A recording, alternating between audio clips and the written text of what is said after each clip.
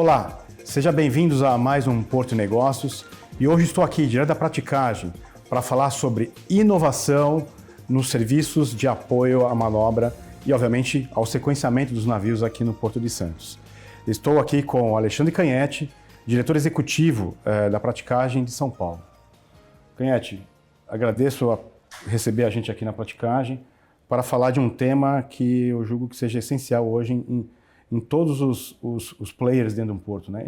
E acredito que na Praticagem isso não seja diferente. Sim, eu que agradeço ter essa oportunidade e eu sempre digo que eu gosto muito do seu programa pela qualidade, né, pelo conteúdo, não porque você é engenheiro naval como eu, formado na Poli, mas efetivamente você, as suas entrevistas e tudo mais tem um conteúdo especial, né? Eu costumo dizer isso sempre. Eu agradeço, Canhete.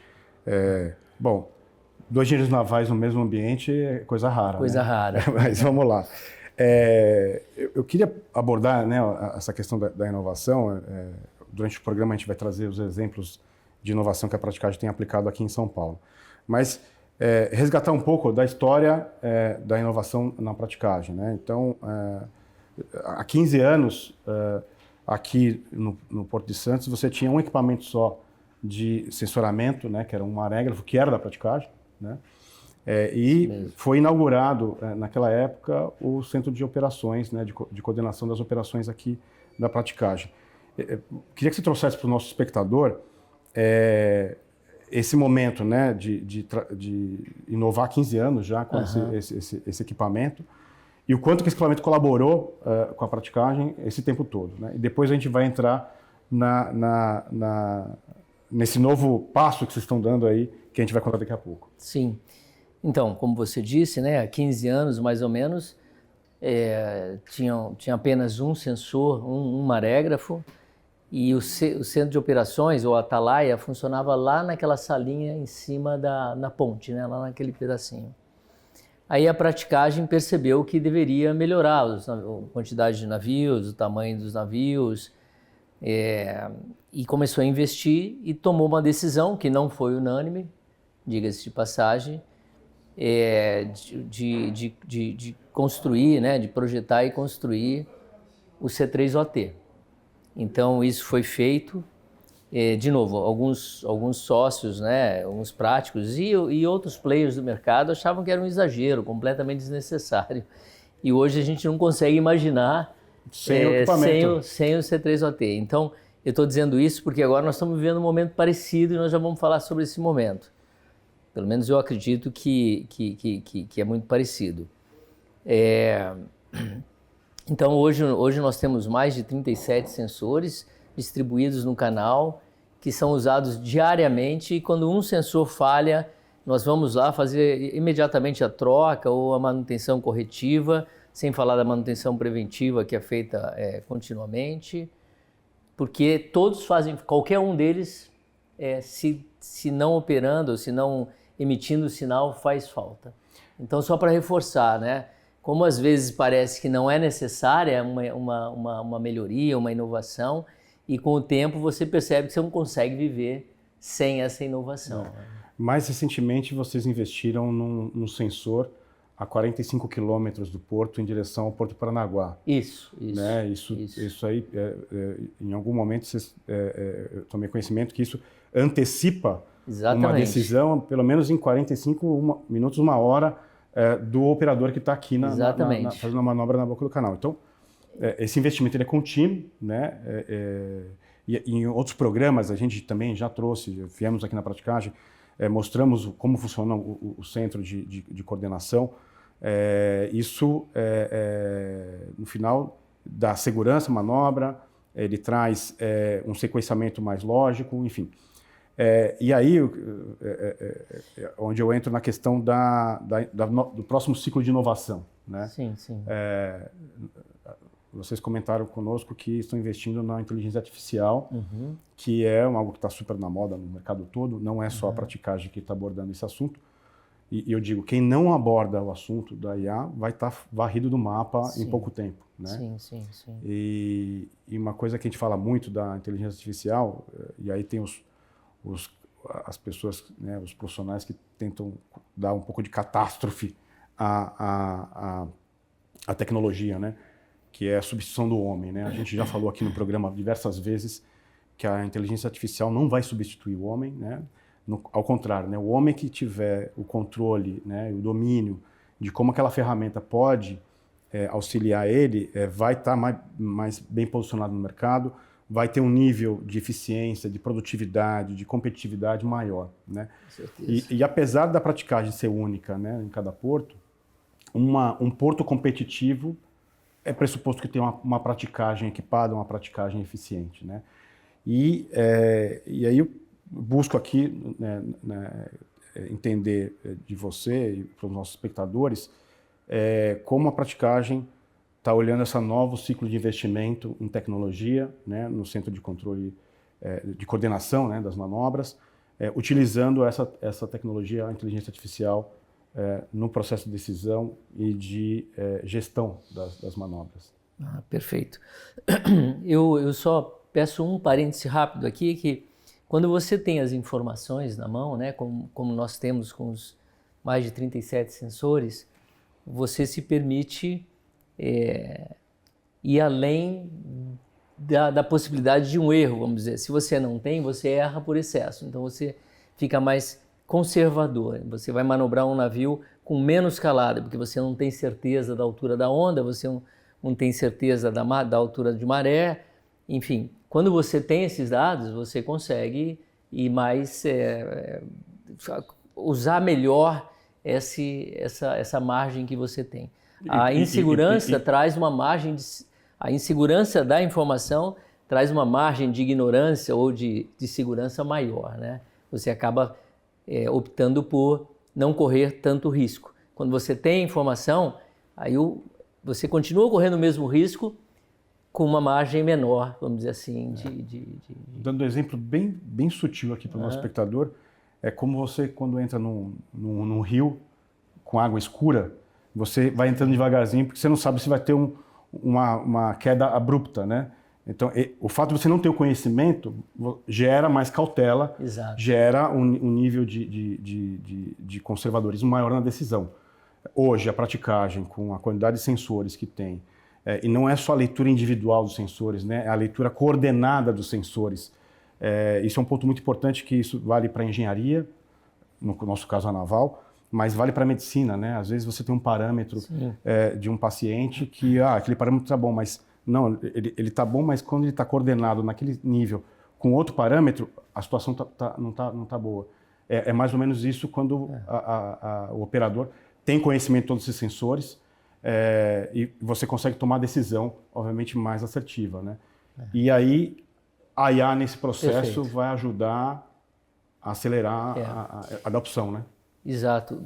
A praticagem tem esse DNA de inovação, de estar buscando sempre melhorias, né, com a inovação, né? É o caso de tem alguns exemplos, você conhece muito bem.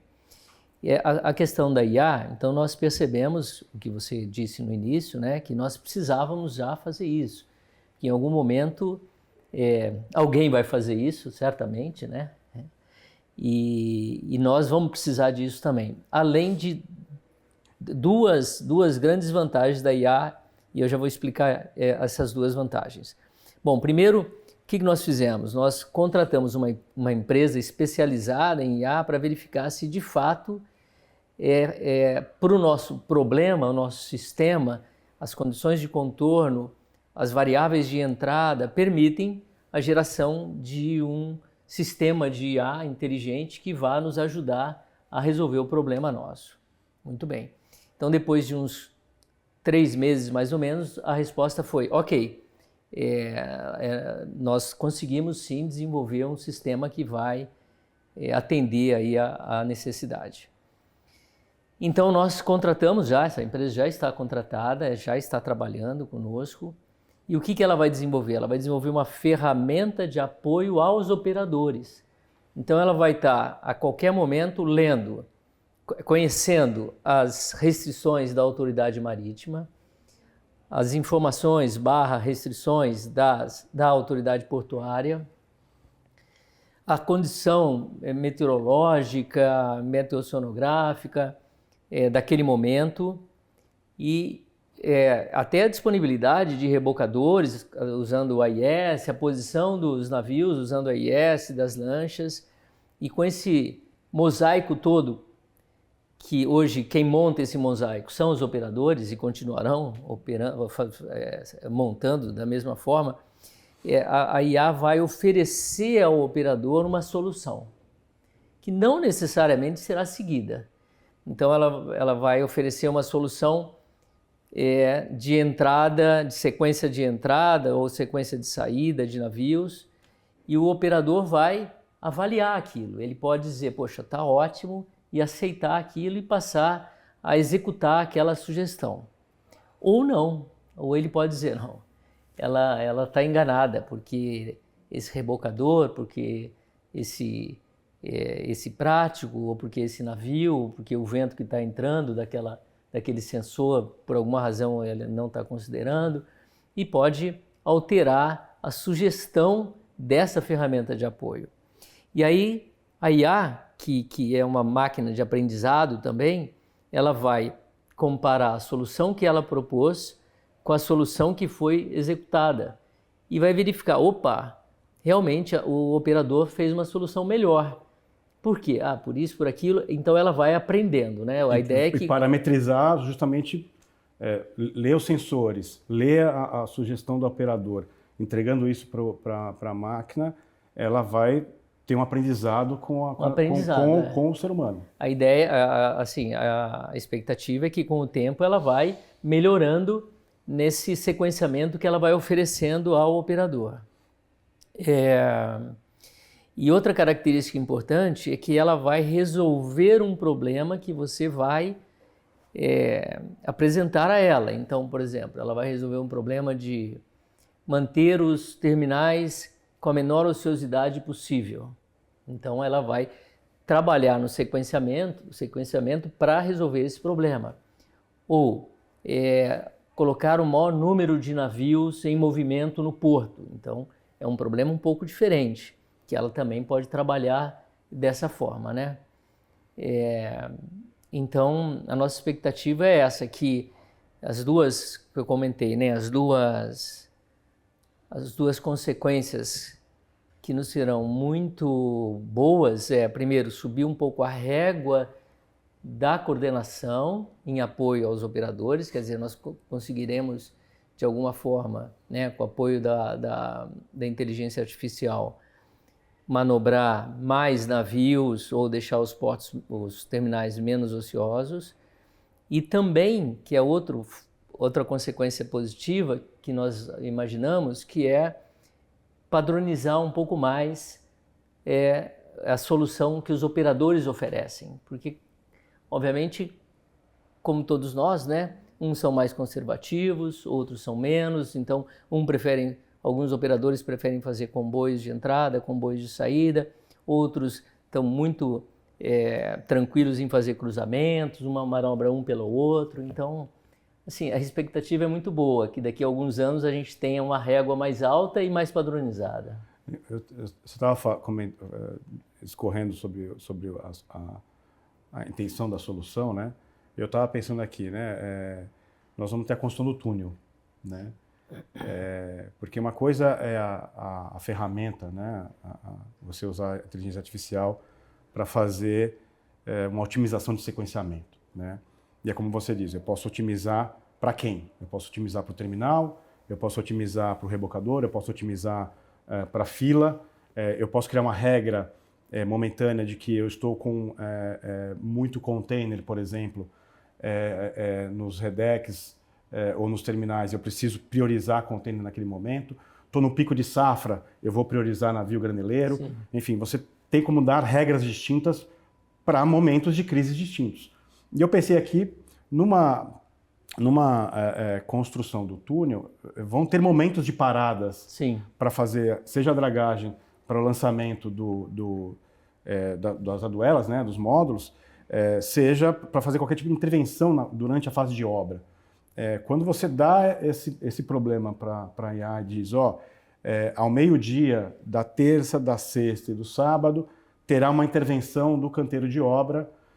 Você consegue otimizar futuramente o teu processo de manobra, inclusive antecipando um problema. Sim. Porque a leitura que ele está fazendo é a leitura momentânea da folha, né, da lista de manobras do dia, dos NORs, né, do Notes of Readiness, né, de cada navio.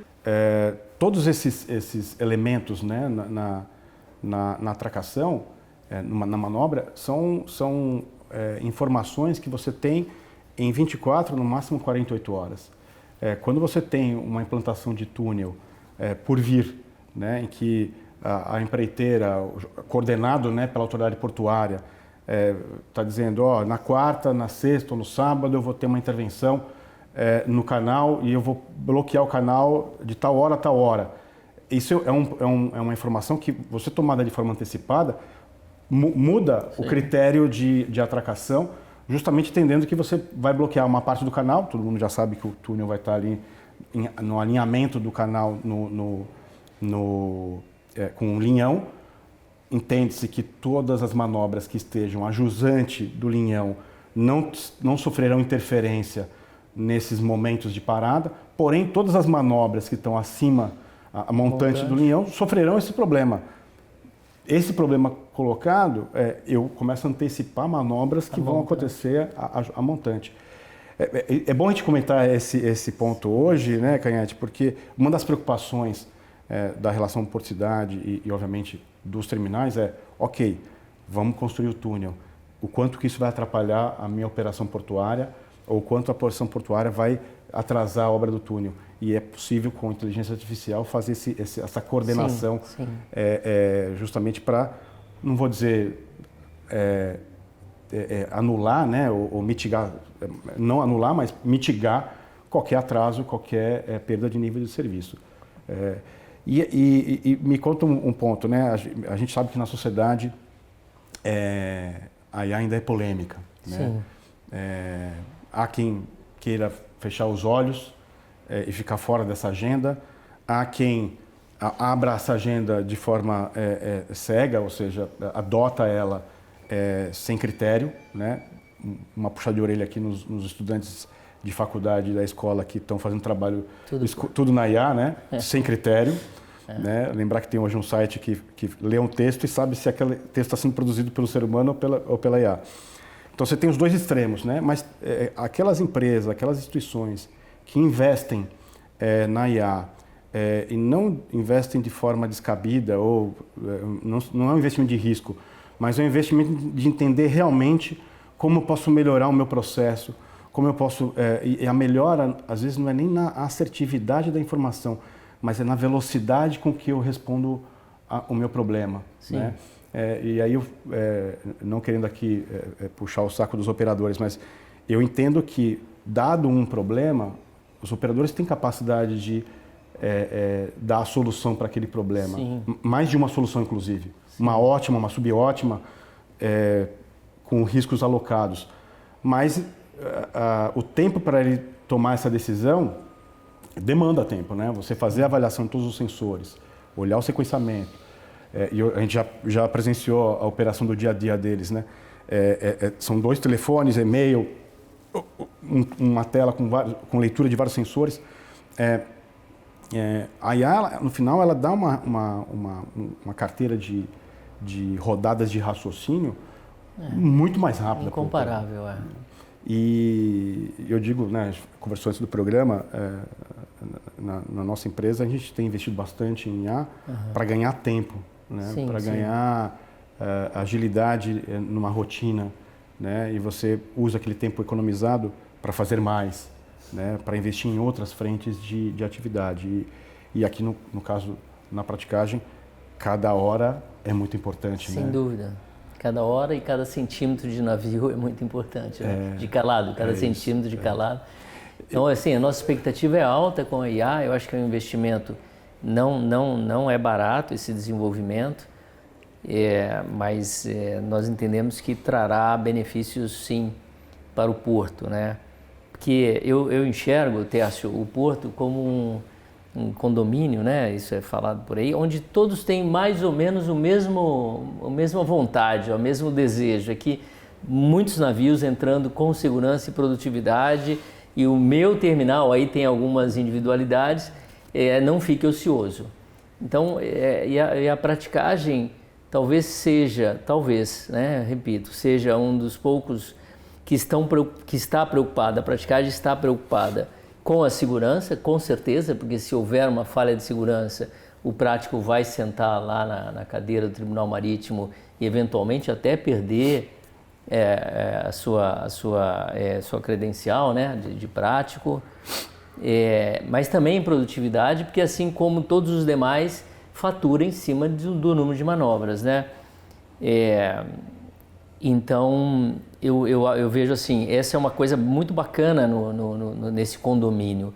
E eu acho que esse investimento que a praticagem está fazendo, vai ter uma série de benefícios nesse condomínio, tanto para os armadores, que provavelmente vão esperar menos, quanto para os terminais, que provavelmente vão operar mais, né? Então,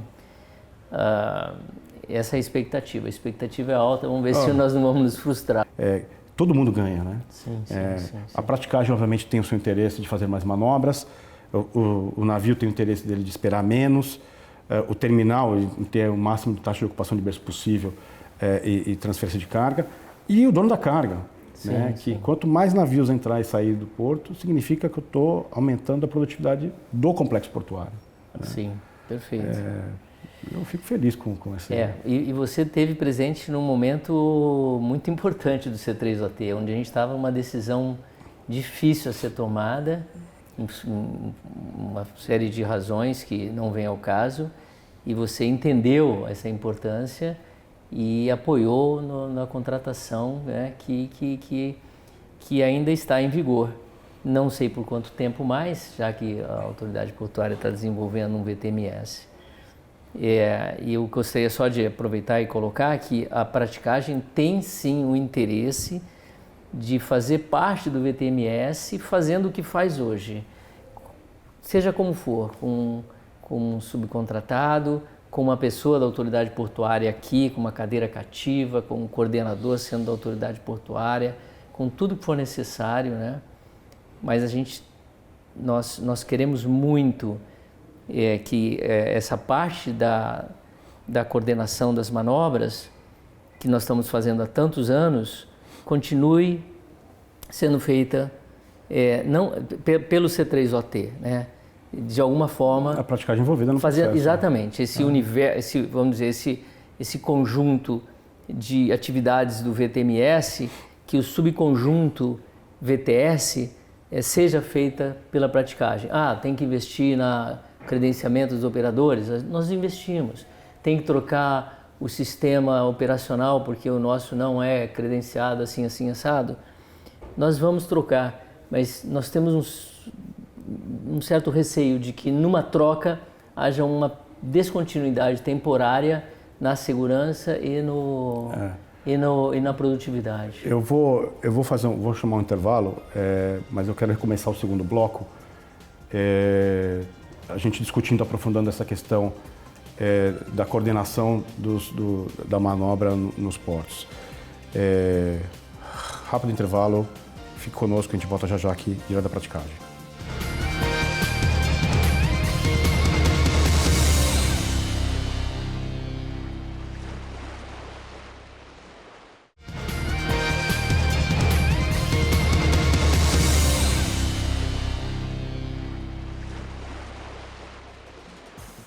Olá, estamos de volta para o segundo bloco do Porto e Negócios. Estou aqui com Alexandre Canhete, diretor executivo da Praticagem de São Paulo, e abordamos o assunto de inovação nos serviços da praticagem.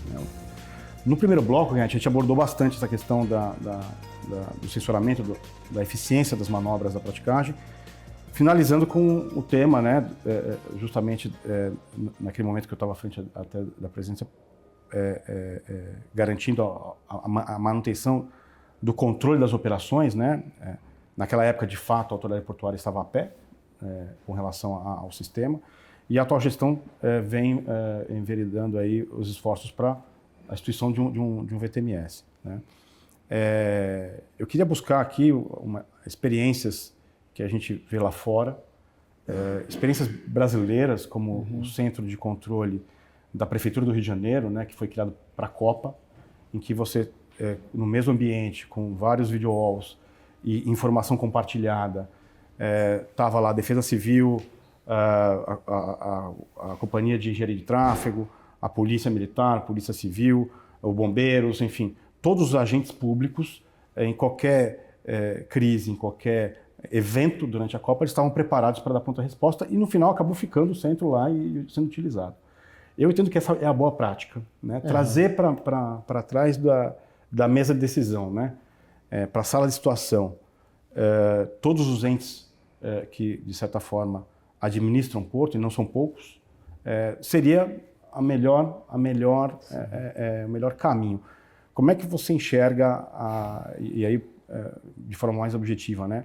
O que a praticagem desenvolveu nos últimos 15 anos de lições aprendidas, operadores supertreinados, equipamentos, sensoramento, junto com a ação da autoridade portuária, para que essa sala de situação, de fato, saia do papel aqui no Porto de Santos?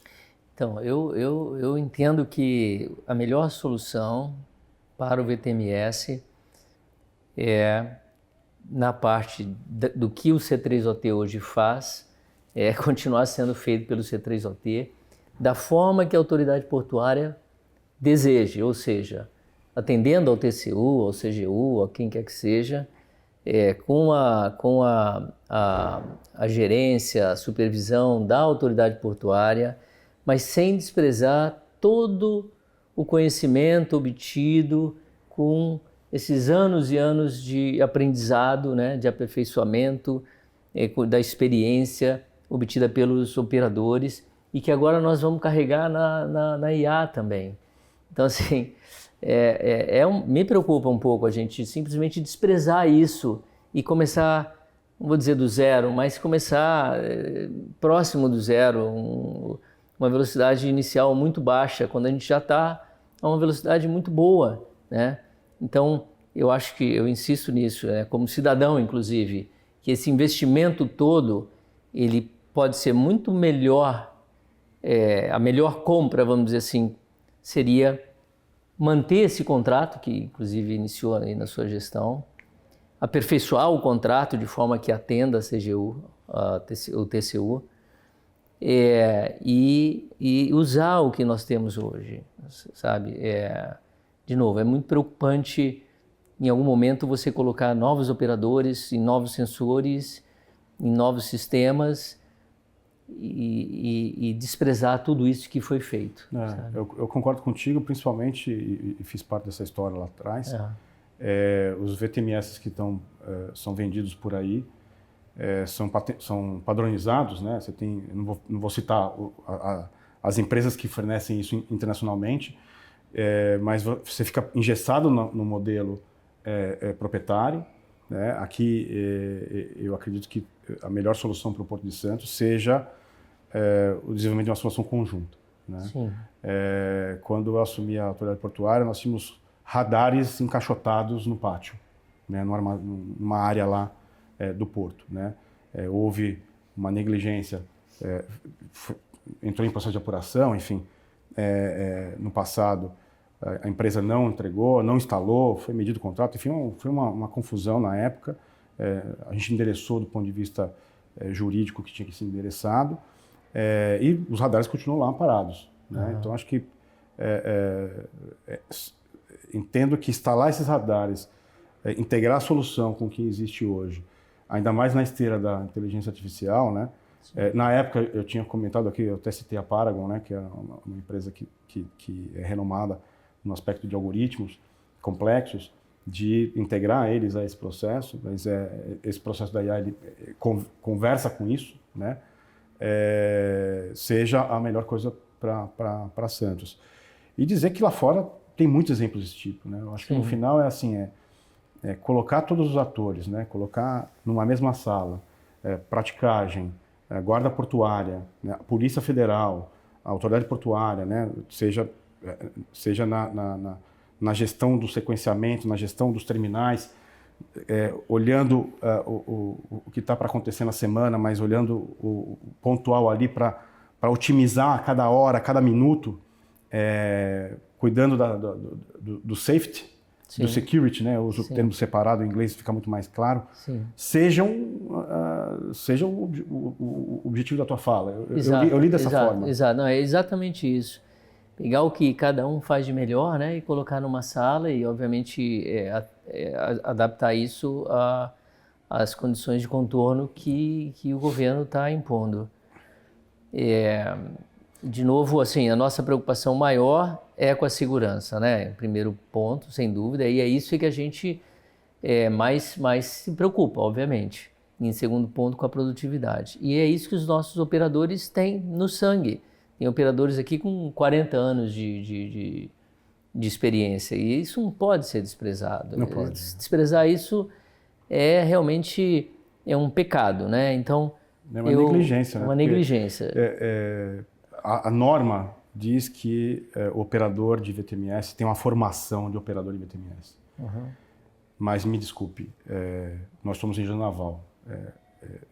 Na tua carreira, na minha carreira, a gente aprendeu muito mais na vida do que dentro da escola politécnica. Com certeza, no campo, efetivamente. Na escola politécnica a gente aprendeu a resolver problemas. Mas a experiência da solução do problema está na vida real. Sem dúvida. Né? E eu comum com você a preocupação de colocar operadores sem experiência, com uma formação, não estou discutindo a formação, né? Você pode ter uma formação sólida, né? Mas sem capacidade de tomar a melhor decisão. E é o que você falou, aí se não tem experiência para tomar a melhor decisão, ele vai ser conservador. Sim. Né? Então, assim, tem motoristas e motoristas de táxi, né, de ônibus. Né? Você pode pegar um motorista que ele vai a 20 por hora na via urbana, respeitando todas as regras de segurança. Você tem um motorista que ele pode ir a 40 ou a 50 por hora, respeitando os limites de velocidade, para te atender, para chegar no médico na hora certa, para chegar na escola na hora certa. Né? A gente não pode colocar o Porto de Santos na mão de recém-formados sem a história, né? Sem a que a gente fala da janelinha. Né? E aí eu concordo contigo, né? Os operadores aqui do Centro da Praticagem têm janela, têm experiência. Sim. E outra, né?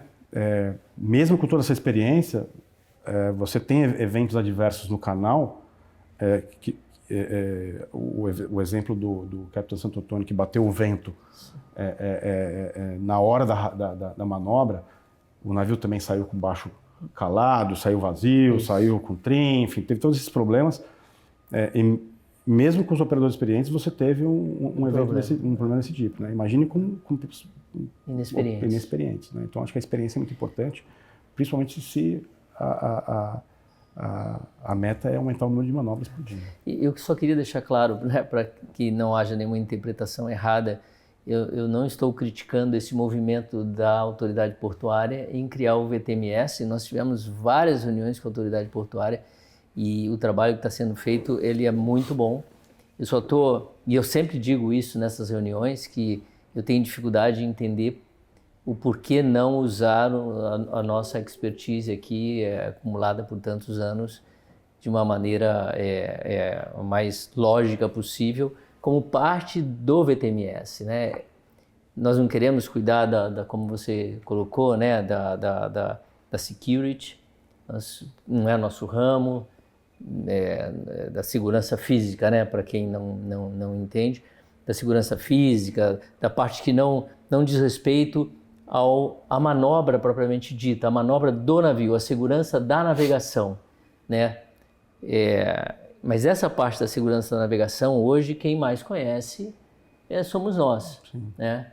Então, mesmo que seja por um período de alguns anos, né, para que aos poucos os operadores vão sendo substituídos e tudo mais, mas nesse momento a nossa preocupação é essa, é que a gente não tenha uma descontinuidade nas operações. Eu concordo contigo, assim, indo em tese, né, papel da autoridade portuária, né, lá fora existe o nome Harbour Master. Sim. Né, que no Brasil ele se confunde entre a autoridade portuária e a autoridade marítima. Sim. Né? O Harbour Master ele resolve isso lá fora. no final, o papel dessa situation room, né, dessa sala de situação, ele tem que ser comungado por todos, né? A autoridade portuária é quem vai coordenar. Eu acho que ela tem que coordenar, mas conjuntamente, né? Eu acho que esse é o espírito e a gente espera que esse seja o caminho dos próximos anos do Porto de Santos. Perfeito. Vamos fazer um rápido intervalo e a gente volta para o último bloco do Porto Negócios para falar das embarcações e de outros elementos de inovação na praticagem de São Paulo. Fique conosco.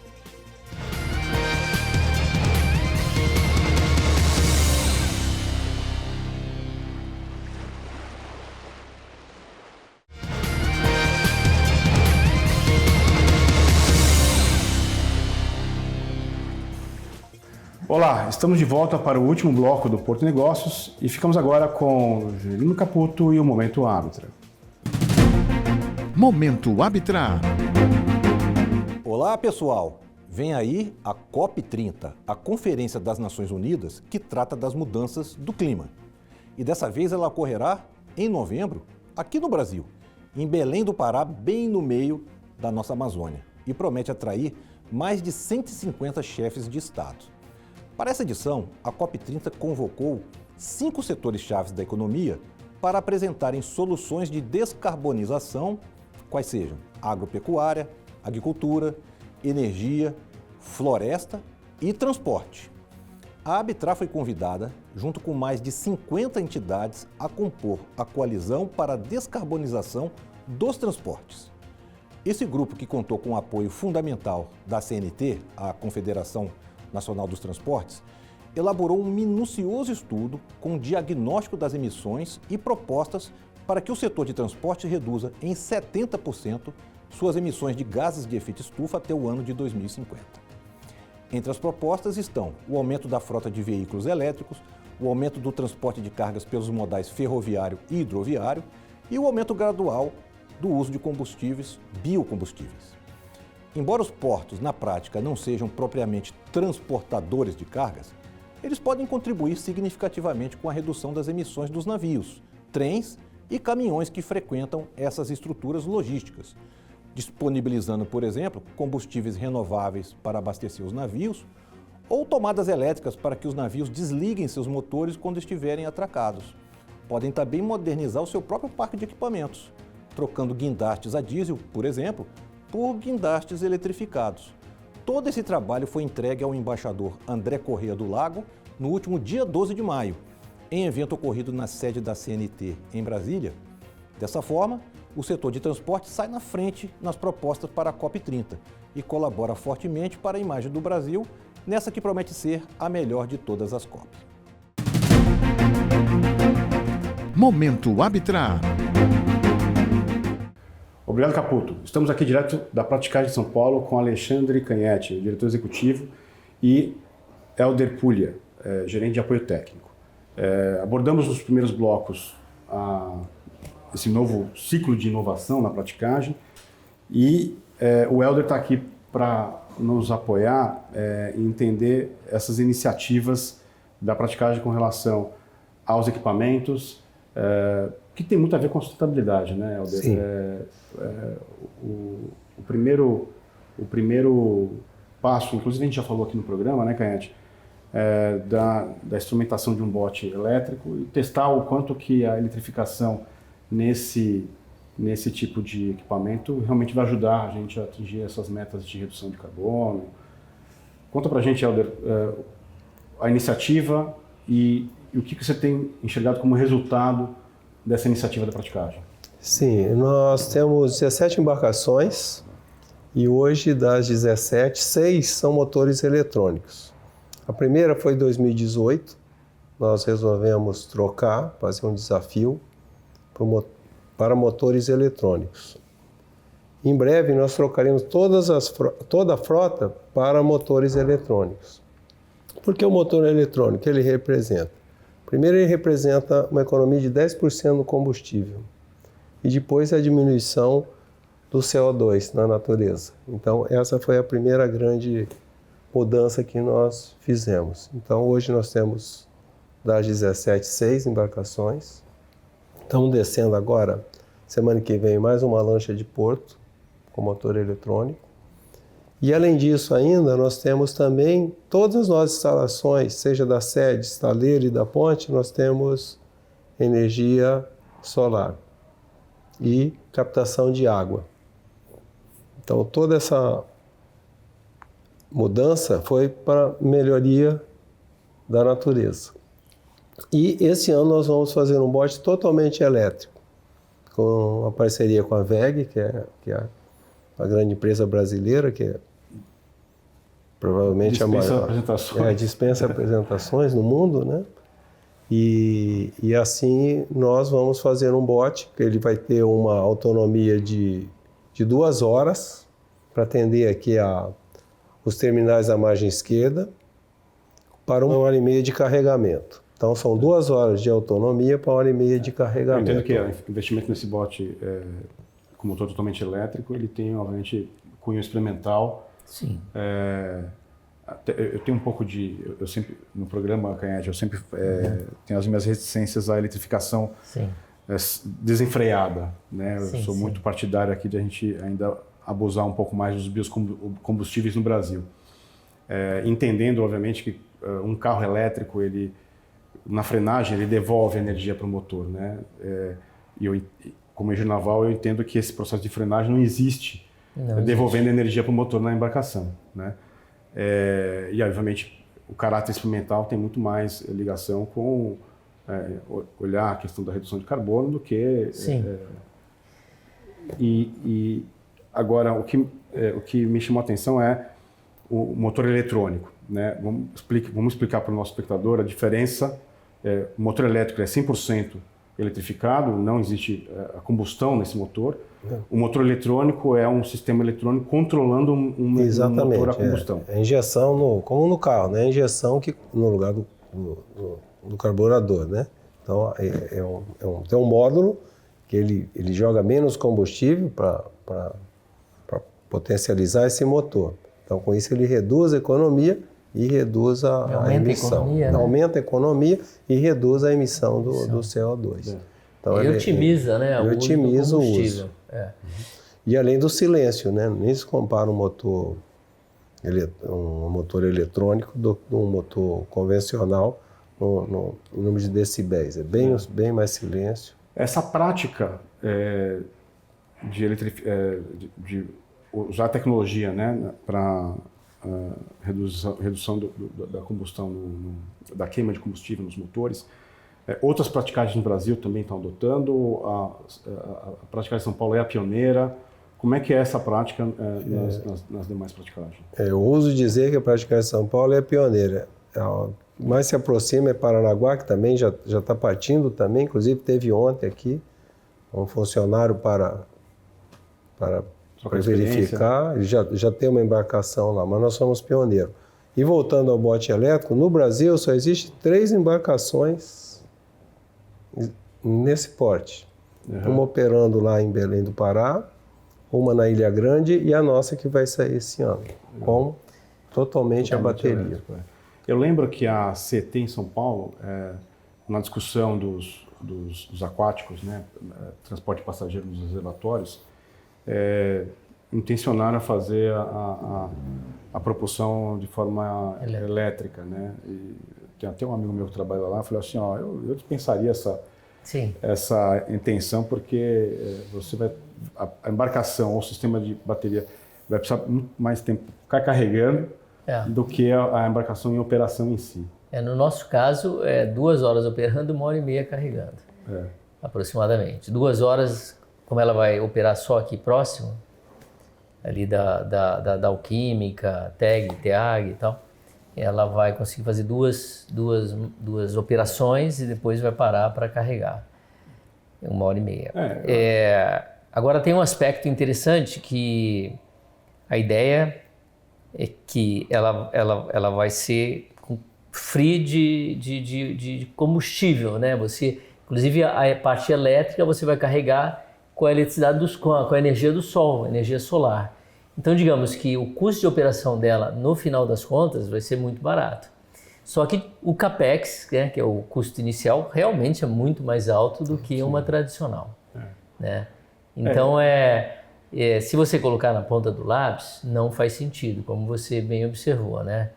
Mas tem toda essa questão ambiental. O caráter experimental, inovação. Acho exato. que justamente a gente trouxe esse tema para o programa porque eu entendo que é uma iniciativa de inovação da praticagem. Sim, sim. Né? E como toda inovação, tem as inovações que elas precisam começar a acontecer e aí depois a gente vai olhar custo. O carro elétrico foi isso, né? Os primeiros carros elétricos a serem desenvolvidos, a conta não fechava, né? Sim.